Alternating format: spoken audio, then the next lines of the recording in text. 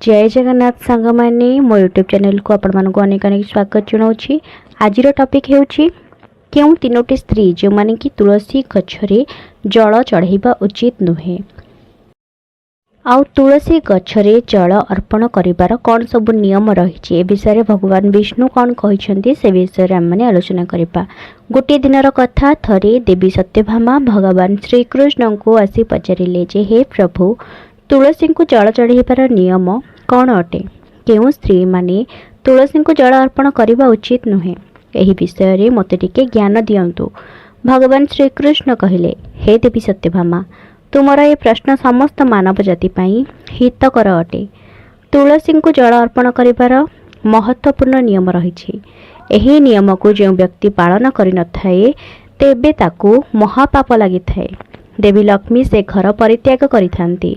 हे देवी मु आपणको एक प्राचीन इतिहास सुनाउछि। जो स्त्री एही कथा को सुनी थाए तांको तुलसी को जल देबार 100 वर्षर पुण्य मिली थाए।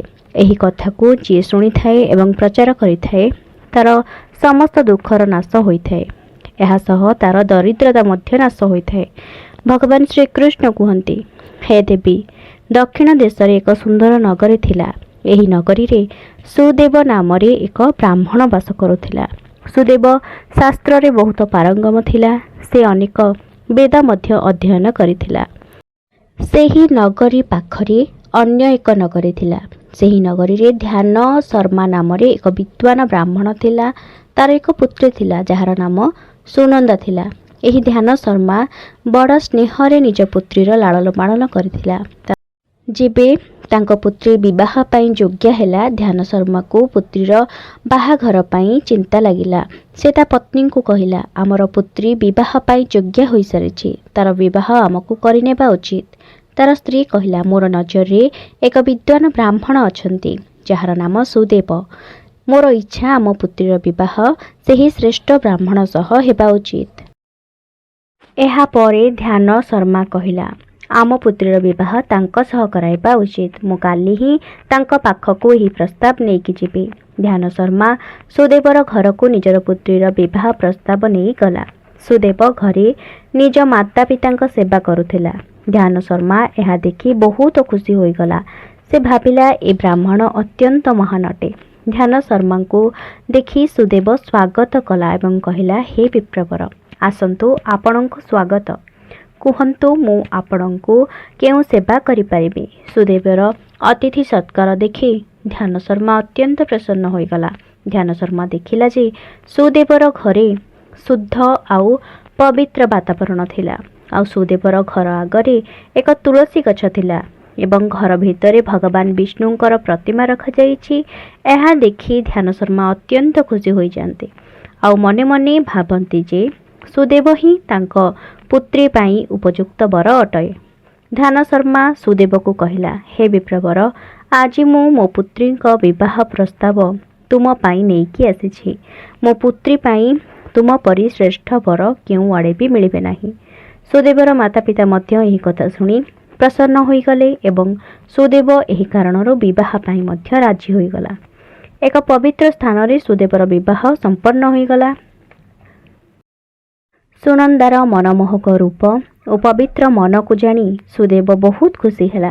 विवाह परे सुनंदा सासु घर को जाई तार सासु ससुर एवं स्वामीर सेवा करिला।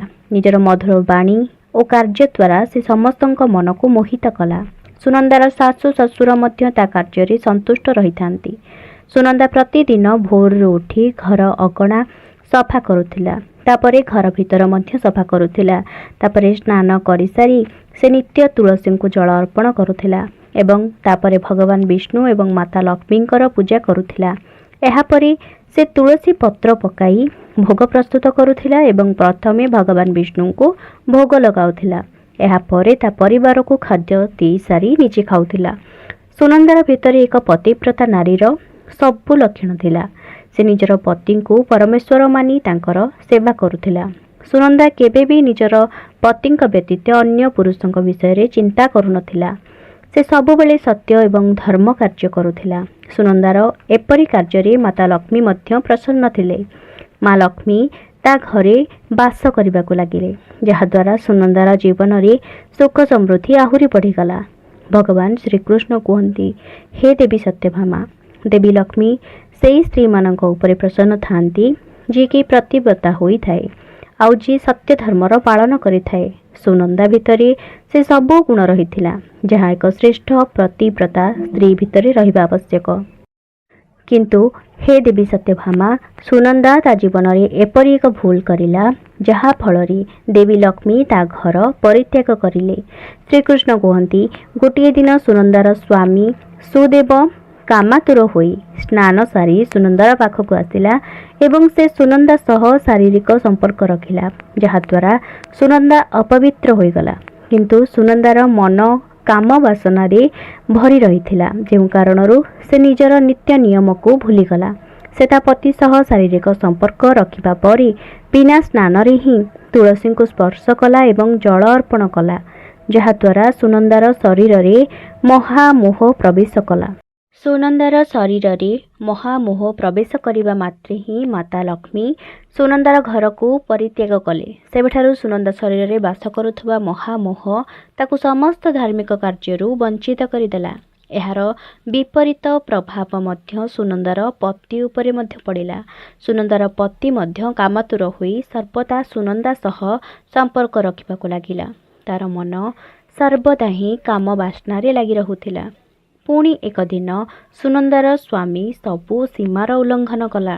ସୁନନ୍ଦାର ମାସିକ ଧର୍ମ ସମୟରେ ସେ ତା ସହ ସମ୍ବନ୍ଧ ରଖିଲା, ଯାହାଦ୍ୱାରା ସୁନନ୍ଦା ଶରୀରରେ ବାସ କରୁଥିବା ବ୍ରହ୍ମ ହତ୍ୟାର ପାପ ସୁଦେବ ଶରୀରରେ ପ୍ରବେଶ କରିଲା। ଭଗବାନ ଶ୍ରୀକୃଷ୍ଣ କୁହନ୍ତି, ହେ ଦେବୀ ସତ୍ୟଭାମା, ଯେବେ ଜଣେ ନାରୀର ମାସିକ ଧର୍ମ ଚାଲିଥାଏ 3 ଦିନ ପର୍ଯ୍ୟନ୍ତ ତା ଶରୀରରେ ବ୍ରହ୍ମ ହତ୍ୟାର ପାପ ବାସ କରିଥାଏ। କାରଣ ବ୍ରହ୍ମଦେବ ଇନ୍ଦ୍ରଦେବଙ୍କ ଶରୀରରୁ ବ୍ରହ୍ମହତ୍ୟା ପାପକୁ ବାହାର କରି ବୃକ୍ଷ, ଜଳ, ଅଗ୍ନି ଏବଂ ଅପ୍ସରାମାନଙ୍କୁ ଗ୍ରହଣ କରିବାକୁ କହିଥିଲେ। ସେହିଦିନଠାରୁ ସ୍ତ୍ରୀମାନଙ୍କ ଶରୀରରେ ମାସିକ ଧର୍ମ ସମୟରେ ବ୍ରହ୍ମହତ୍ୟା ପାପ ନିବାସ କରିଥାଏ। ଯେଉଁ ପୁରୁଷ ମାସିକ ଧର୍ମ ସମୟରେ ସ୍ତ୍ରୀ ସହ ସମ୍ବନ୍ଧ ରଖିଥାଏ ତା ଶରୀରରେ ଏହି ବ୍ରହ୍ମହତ୍ୟା ପାପ ପ୍ରବେଶ କରିଥାଏ ଆଉ ସେହି ପାପ ସୁନନ୍ଦାର ପତିଙ୍କ ଦେହରେ ମଧ୍ୟ ପ୍ରବେଶ କରିଗଲା ଆଉ ସେ ତୁରନ୍ତ ହିଁ ମାଟି ଉପରେ ପଡ଼ିଗଲା। ତାର ଶରୀର ଜଳା ପୋଡ଼ା ହେବାକୁ ଲାଗିଲା ଆଉ ତା ଶରୀରରେ ଛାଲ ପଡ଼ିଗଲା। ସେ ଜୋରରେ ଚିତ୍କାର କରିବାକୁ ଲାଗିଲା ଆଉ କହିଲା, ହେ ପ୍ରଭୁ, ଏହା ମୋ ଦ୍ୱାରା କେଉଁ ପାପ ହୋଇଗଲା? ମୋ ଦ୍ୱାରା ଭୟଙ୍କର ପାପ ହୋଇଛି। ମୁଁ ସବୁ କିଛି ଜାଣି ମଧ୍ୟ ଏହି ପାପ କରିଛି। ସୁନନ୍ଦାର ଶାଶୁ ସେଠାକୁ ଆସିଲେ ଆଉ ତାଙ୍କର ପୁତ୍ରର ଏଭଳି ଅବସ୍ଥା ଦେଖି ସେ କ୍ରୋଧରେ ସୁନନ୍ଦାକୁ କହିବାକୁ ଲାଗିଲେ, ଏ ପାପିନୀ, ତୁ ଏ କ'ଣ କରିଲୁ? ନିଜ ପତିର ଧର୍ମ ନଷ୍ଟ କରିଦେଲୁ। ନିଜ ପତିର ଏପରି ଅବସ୍ଥା ଦେଖି ସୁନନ୍ଦା ବହୁତ ବ୍ୟସ୍ତ ହୋଇଗଲା, ବହୁତ ଜୋରରେ କାନ୍ଦିବାକୁ ଲାଗିଲା ଏବଂ କହିଲା, ଶାଶୁମା, ମୋତେ କ୍ଷମା କର। ମୋ ଦ୍ୱାରା ବହୁତ ବଡ଼ ଭୁଲ ହୋଇଗଲା। ମୁଁ କାମ ବାସନାରେ ବଶୀଭୂତ ହୋଇ ମୋ ଦ୍ୱାରା ଏହି ଭୁଲ ହୋଇଯାଇଛି। ସୁନନ୍ଦାର ଶାଶୁ କହିଲେ, ହେ ପାପିନୀ, ତୁ ଏବେ ଏ ଘରୁ ଚାଲିଯା। ତୋ ପରି ପାପୀ ଏ ଘରେ ରହିବା ଉଚିତ ନୁହେଁ। ତୁ ମୋ ପୁତ୍ରର ଜୀବନକୁ ନର୍କ କରିଦେଇଛୁ। ସୁନନ୍ଦା କହିଲା, ହେ ଶାଶୁମା, ମୁଁ କୁଆଡ଼େ ଯିବି? ମୁଁ ମୋ ସ୍ୱାମୀଙ୍କୁ ଛାଡ଼ି ଜୀବିତ ରହିପାରିବି ନାହିଁ। ସୁନନ୍ଦାର ଶାଶୁ କହିଲେ, ତୁ କୁଆଡ଼େ ବି ଯା, କିନ୍ତୁ ଏଠି ରହିପାରିବୁ ନାହିଁ। ଏହା କହି ସୁନନ୍ଦାର ଶାଶୁ ତାକୁ ଧକ୍କା ମାରି ତଡ଼ିଦେଲା। ସୁନନ୍ଦା ଚାଲି ଚାଲି ଏକ ଆଶ୍ରମରେ ପହଞ୍ଚିଲା। ସେହି ଆଶ୍ରମରେ ସେ ସାହାଯ୍ୟ ମାଗିବା ପାଇଁ ଗଲା, କିନ୍ତୁ ସେ ଦେଖିଲା ଯେ ସେ ଆଶ୍ରମରେ କେହି ବି ନଥିଲେ। କିଛି ସମୟ ପରେ ଏକ ଋଷି ସେଠାକୁ ଆସିଲେ ଏବଂ ଋଷି ଜଣକ ଏକ ନାରୀକୁ ଦୁଃଖୀ ହୋଇ ତାଙ୍କ ଆଶ୍ରମରେ ବସିବାର ଦେଖି ଆଶ୍ଚର୍ଯ୍ୟ ହୋଇଗଲେ ଏବଂ ପାଖକୁ ଆସି ପଚାରିବାକୁ ଲାଗିଲେ, ହେ ମାତା, ତୁମେ କିଏ? ଆଉ କେଉଁ କାରଣରୁ ତୁମେ ଏତେ ଦୁଃଖୀ ହୋଇ ଏଠାରେ ବସିଅଛ? ଏବେ ସେ କହିବାକୁ ଲାଗିଲା, ହେ ମୁନିବର, ମୋର ନାମ ସୁନନ୍ଦା ଅଟେ। ମୋର ଦ୍ୱାରା ଘୋର ପାପ ହୋଇଯାଇଛି। ସେହି କାରଣରୁ ମୁଁ ମୋ ପରିବାରକୁ ଅଲଗା ହୋଇ ଏହି ସ୍ଥାନକୁ ଆସିଅଛି। ଋଷି ପଚାରିଲେ, ହେ ଦେବୀ, ତୁମେ କେଉଁ ପାପ କରିଅଛ? ମୋତେ ବିସ୍ତାରରେ କୁହ, ମୁଁ ତୁମର ସହାୟତା କରିପାରିବି। ସୁନନ୍ଦା କହିଲା, ହେ ମୁନିବର, ମୁଁ ମୋ ମାସିକ ଧର୍ମ ସମୟରେ ମୋ ପତିଙ୍କ ସହ ସମ୍ବନ୍ଧ ବନାଇଥିଲି ଏହି କାରଣରୁ ମୋ ପତି ରୋଗରେ ବସିତ ହୋଇଯାଇଛନ୍ତି ଏବଂ ଅନେକ ଦୁଃଖ କଷ୍ଟ ଭୋଗ କରୁଛନ୍ତି। ଋଷି ଜଣକ କହିଲେ, ହେ ପୁତ୍ରୀ, ତୁମେ ଯେଉଁ ଭୁଲ କରିଛ ତାହାର ପ୍ରାୟଶ୍ଚିତ କର। ତୁମକୁ ଏ ପାପରୁ ନିଶ୍ଚିତ ମୁକ୍ତି ମିଳିବ। ତୁମେ ଏହି ଆଶ୍ରମରେ ଭଗବାନ ବିଷ୍ଣୁଙ୍କ ପୂଜା କର, ତୁଳସୀଙ୍କୁ ନିତ୍ୟ ଜଳ ଅର୍ପଣ କର ଏବଂ ଗୋମାତାଙ୍କ ସେବା କର। ତୁମର ପତି ଶୀଘ୍ର ହିଁ ଠିକ୍ ହୋଇଯିବେ। ସେହିଠାରେ ସୁନନ୍ଦା ଭଗବାନ ବିଷ୍ଣୁଙ୍କର ନିତ୍ୟ ପୂଜା କରିବାକୁ ଲାଗିଲା।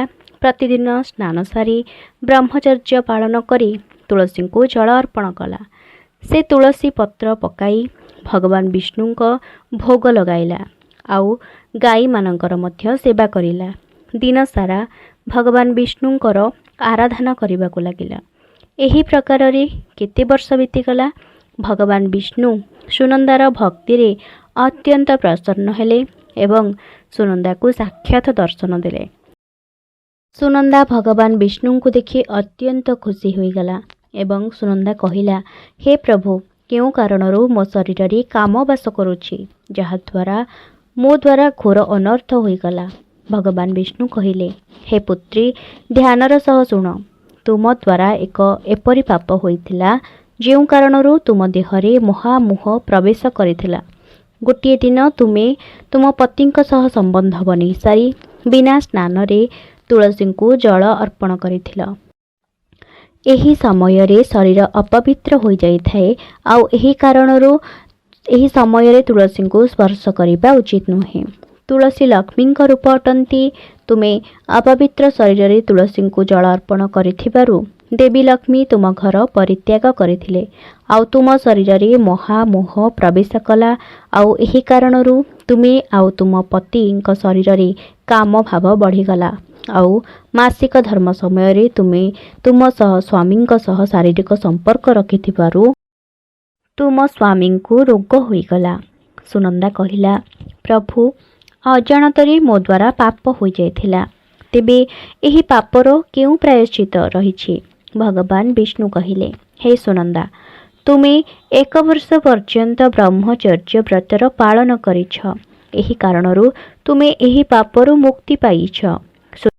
ସୁନନ୍ଦା କହିଲା, ହେ ପ୍ରଭୁ, ଦୟାକରି ମୋତେ କୁହନ୍ତୁ, କେଉଁ ଅବସ୍ଥାରେ ତୁଳସୀଙ୍କୁ ଜଳ ଦେବା ଉଚିତ ନୁହେଁ ଆଉ ତୁଳସୀଙ୍କୁ ଜଳ ଦେବାର କେଉଁ ସବୁ ନିୟମ ରହିଛି? ଭଗବାନ ବିଷ୍ଣୁ କହିଲେ, ହେ ପୁତ୍ରୀ, ତୁଳସୀ ଏକ ଅତ୍ୟନ୍ତ ପବିତ୍ର ବୃକ୍ଷ ଅଟେ। ଏହା ମୋର ଅଧିକ ପ୍ରିୟ ଅଟେ। ଏହି ଗଛକୁ କେବେ ବି ଅପବିତ୍ର ଅବସ୍ଥାରେ ସ୍ପର୍ଶ ନ କରିବା ଉଚିତ। ଯେଉଁ ସ୍ତ୍ରୀ ମାସିକ ଧର୍ମରେ ରହିଥାଏ ସେ ସ୍ତ୍ରୀ ତୁଳସୀ ଗଛକୁ କେବେ ବି ସ୍ପର୍ଶ କରିବା ଉଚିତ ନୁହେଁ। ମାସିକ ଧର୍ମ ସମୟରେ ସ୍ତ୍ରୀର ଶରୀରରେ ବ୍ରହ୍ମ ହତ୍ୟାର ପାପ ନିବାସ କରିଥାଏ। ସେହି ସମୟରେ ତୁଳସୀଙ୍କୁ ଜଳ ନ ଦେବା ଉଚିତ। କୌଣସି ସ୍ତ୍ରୀ ଏବଂ ପୁରୁଷ ସମ୍ବନ୍ଧ ରଖିସାରି କେବେ ବି ତୁଳସୀଙ୍କୁ ବିନା ସ୍ନାନରେ ସ୍ପର୍ଶ କରିବା ଉଚିତ ନୁହେଁ। ଏହି ସମୟରେ ଶରୀର ଅପବିତ୍ର ହୋଇଥାଏ। ତେଣୁ ସେହି ସମୟରେ ତୁଳସୀଙ୍କୁ ସ୍ପର୍ଶ କଲେ ଦେବୀ ଲକ୍ଷ୍ମୀ ସେହି ସ୍ଥାନ ଛାଡ଼ି ଚାଲି ଯାଇଥାନ୍ତି। ଯେଉଁ ସ୍ତ୍ରୀ ପର ପୁରୁଷ ସହ ବାସ କରିଥାଏ, ଯେଉଁ ସ୍ତ୍ରୀ ନିଜ ପତିକୁ ତ୍ୟାଗ କରିଥାଏ, ଏପରି ସ୍ତ୍ରୀଙ୍କୁ ତୁଳସୀଙ୍କୁ ଜଳ ନ ଦେବା ଉଚିତ। ଯେଉଁ ସ୍ତ୍ରୀ ଅସତୀ ହୋଇଥାଏ ସେମାନେ ମଧ୍ୟ ତୁଳସୀଙ୍କୁ ଜଳ ଅର୍ପଣ କରିବା ଉଚିତ ନୁହେଁ। ସୁନନ୍ଦା କହିଲା, ହେ ପ୍ରଭୁ, ଦୟାକରି ମୋ ସ୍ୱାମୀଙ୍କୁ ରୋଗମୁକ୍ତ କରିଦିଅନ୍ତୁ। ଭଗବାନ ବିଷ୍ଣୁ କହିଲେ, ହେ ପୁତ୍ରୀ, ତୁମେ 1 ବର୍ଷ ଯାଏଁ ଏହି ତୁଳସୀ ଗଛର ପୂଜା କରିଛ, ଏହାଙ୍କୁ ଜଳ ଅର୍ପଣ କରିଛ। ଏହା ଏକ ଅତ୍ୟନ୍ତ ପବିତ୍ର ଗଛ ଅଟେ। ଏବେ ତୁମେ ଏହି ଗଛର ପତ୍ରକୁ ନେଇ ନିଜ ପତିଙ୍କୁ ଖୁଆଇ ଦିଅ। ସୁନନ୍ଦା ତୁରନ୍ତ ତୁଳସୀ ଗଛର ସେହି ପତ୍ରକୁ ନେଇ ନିଜର ଘରକୁ ଗଲା ଏବଂ ତାର ପତିଙ୍କୁ ଖୁଆଇ ଦେଲା। ତାର ପତି ତୁଳସୀ ପତ୍ର ଖାଇବା ମାତ୍ରେ ହିଁ ଏକଦମ ସୁସ୍ଥ ହୋଇଗଲେ। ସୁନନ୍ଦା ଏହା ଦେଖି ବହୁତ ଖୁସି ହୋଇଗଲା ଏବଂ ତାର ଶାଶୁ ଏହା ଦେଖି ବହୁତ ପ୍ରସନ୍ନ ହୋଇଗଲେ ଏବଂ ତା ପରଠାରୁ ସେମାନେ ସମସ୍ତେ ବହୁତ ଖୁସିରେ ରହିବାକୁ ଲାଗିଲେ। ଭଗବାନ ଶ୍ରୀକୃଷ୍ଣ କୁହନ୍ତି, ଏହି କାରଣରୁ ଏହି ଅବସ୍ଥାରେ ତୁଳସୀଙ୍କୁ ଜଳ ନ ଚଢ଼ାଇବା ଉଚିତ। ଜଳ ଚଢ଼ାଇବା ଦ୍ୱାରା ଏହାର ଅଶୁଭ ପରିଣାମ ଭୋଗିବା ପାଇଁ ପଡ଼ିଥାଏ। ସାଙ୍ଗମାନେ ଆସନ୍ତୁ ଏବେ ଜାଣିବା ତୁଳସୀ ଗଛ ସହ ଜଡ଼ିତ କିଛି ମହତ୍ତ୍ୱପୂର୍ଣ୍ଣ ନିୟମ। ଶାସ୍ତ୍ର ଅନୁଯାୟୀ ସୋମବାର, ବୁଧବାର ଏବଂ ରବିବାର ଦିନ ତୁଳସୀ ଗଛ ଲଗାଇବା ପାଇଁ ବହୁତ ଶୁଭ ଦିନ ହୋଇଥାଏ। ସାଙ୍ଗମାନେ ସୂର୍ଯ୍ୟ ପରାଗ ଏବଂ ଚନ୍ଦ୍ରଗ୍ରହଣ ଦିନରେ ତୁଳସୀ ଗଛ କେବେ ବି ଲଗାଇବା ଉଚିତ ନୁହେଁ। ତୁଳସୀ ଚଉରାକୁ ମାଟିରେ କିମ୍ବା କୌଣସି ଉଚ୍ଚ ଜାଗାରେ ରଖିବା ଉଚିତ, କିନ୍ତୁ ଏହାକୁ କେବେ ବି ଝୁଲାଇ କରି ରଖିବା ଉଚିତ ନୁହେଁ। ତୁଳସୀ ଗଛରେ ଭଲ ମାଟିର ପ୍ରୟୋଗ କରିବା ଉଚିତ। ତୁଳସୀ ଗଛ ଲଗାଇବା ପାଇଁ ଉତ୍ତର, ଉତ୍ତର ପୂର୍ବ ତଥା ପୂର୍ବ ଦିଗକୁ ସର୍ବଶ୍ରେଷ୍ଠ ବୋଲି ମନାଯାଇଥାଏ। ଉତ୍ତର ପୂର୍ବ ଦିଗ ଅତ୍ୟନ୍ତ ଶୁଭ ହୋଇଥାଏ, ତେଣୁ ଏହି ଦିଗରେ ତୁଳସୀ ଗଛ ଲଗାଇଲେ ମଧ୍ୟ ବହୁତ ଶୁଭ ହୋଇଥାଏ। ଏହି ଦିଗରେ ତୁଳସୀ ଗଛ ଲଗାଇବା ଦ୍ୱାରା ଘର ଶୁଦ୍ଧ ଏବଂ ପବିତ୍ର ହୋଇଥାଏ ଏବଂ ଘରେ ସକାରାତ୍ମକ ଶକ୍ତି ସଞ୍ଚାର ହୋଇଥାଏ। ତୁଳସୀ ଗଛ କେବେ ବି ଦକ୍ଷିଣ ପୂର୍ବ ଦିଗରେ ଲଗାଇବା ଉଚିତ ନୁହେଁ।